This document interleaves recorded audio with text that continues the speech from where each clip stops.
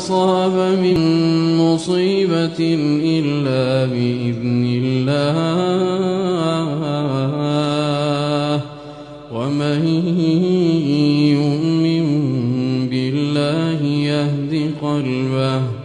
والله بكل شيء عليم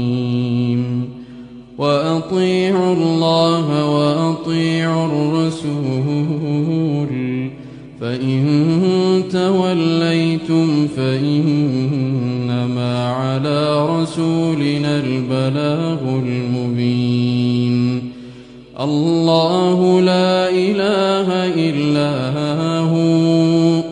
وعلى الله فليتوكل المؤمنون